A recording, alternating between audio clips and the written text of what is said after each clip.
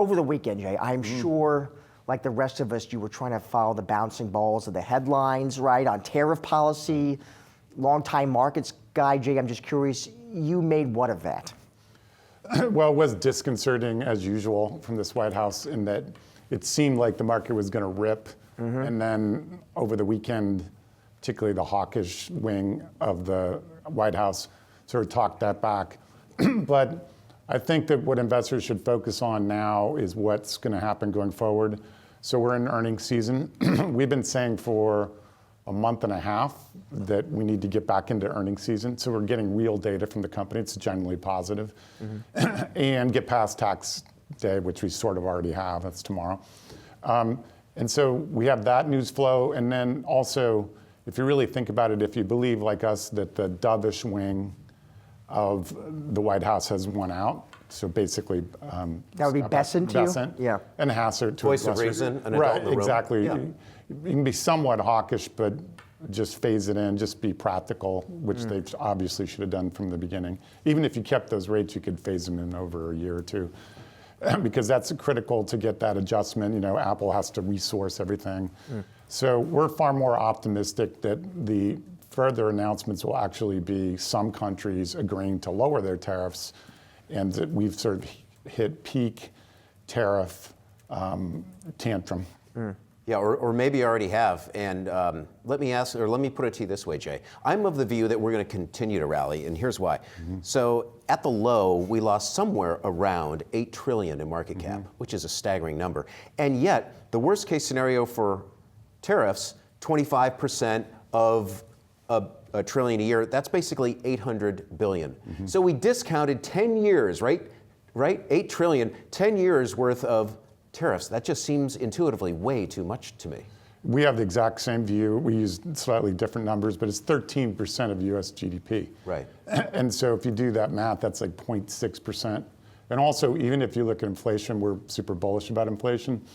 The decline in oil offsets the increase, at least for the initial tariffs. And so all this pessimism about inflation we think is misplaced. So we're, not to say we were bullish a week and a half ago, but and you bought the low. We were calling 5,000. I mean, 5,000 was kind of an obvious point. It's 20% off of where we ended last year. So I think it's not that we determined that, but it's encouraging that the market was playing it that way. Because even before the Trump walking it back, 5,000 was acting as a pretty good inflection point. We went a little bit below it, but even when there's terrible news is coming back. So that's why we're bullish. We think we're in a 5,000 to 6,000 range, which is super wide. But as you were indicating, Ali, that there's going to be a lot of news flow. And we're actually reinitiated our 6,600 target for the end of the year with back-ended focus, because we really need to get the tax bill and get greater clarity on tariffs before you can get super bullish.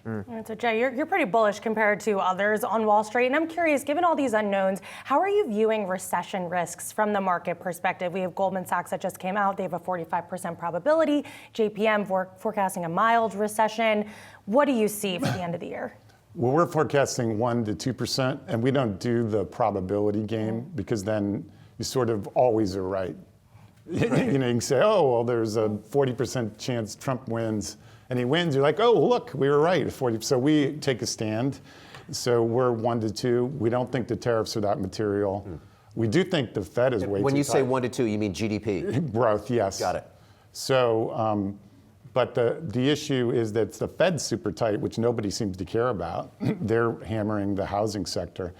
But we don't think this tariff issue makes things incrementally worse, as do Doge layoffs, but it's not the key driver. The key driver is ultra-tight monetary policy. And do you think the labor market story, is that the one defense that this economy has right now? Well, definitely. I mean, I would argue more for 2 to 3% growth, but we think that will decelerate.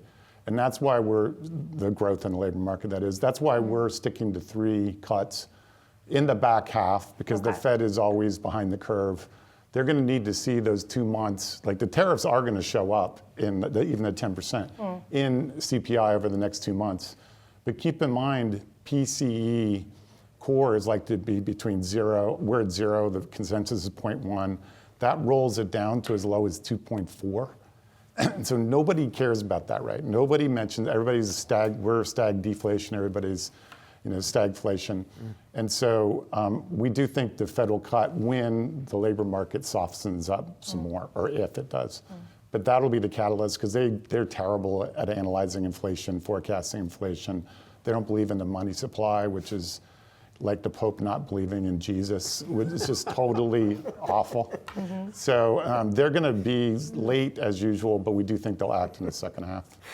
Jay, let me ask you, all this tariff discussion and debate, what does it mean for another issue you raised there, which is front and center for investors as well, which is extending those tax cuts? Well, we became incrementally bearish. So we had a 7,000 target, which assumed an 18% corporate tax rate, because it's not that complicated. If you lower corporate taxes, earnings go up, and the price target goes up. Some people don't seem to fully appreciate that. And by the way, economic growth goes up because you hire more people. But with this populist bent, notwithstanding the dovish wing potentially winning out, the whole Republican Party has gotten very populist, so it's anti-corporate. So they're going to favor the personal tax cuts over the corporate tax cuts. That's a problem for growth at the margin, but you just have to be realistic. So I think 66, or in other words, no big corporate tax decrease, hopefully no increase as well. 6,600 target on the S&P 500. You might be even more bullish than I am, and that's saying something. But could you just quickly tell us what's the math, the earnings and the multiple math that gets us to 6,600? Fortunately, it's simple. Okay. So, and we're looking at next year's earnings. So if tariffs do hurt this year's earnings, we think that the adjustment will occur by next year. Those have come down a little bit, but they're at roughly $300. So we do think a 22 multiple with a pro-business, notwithstanding the populism, but generally pro-business administration is reasonable, and lower rates. We do need lower rates to really justify 22 So times. 23 times? Or 22 times. 22 times 300 in earnings. Yeah, right. So that's pretty easy 66. math. Okay. It's also easy math in that earnings tend to grow 10% a year because of retained earnings. We were at 6,000 last year, roughly. That was our target. And so 6,600 is kind of a boring, if there were no tariffs, that would be a boring target. All right, Jay, Ali, always great to see both of you. Thank you.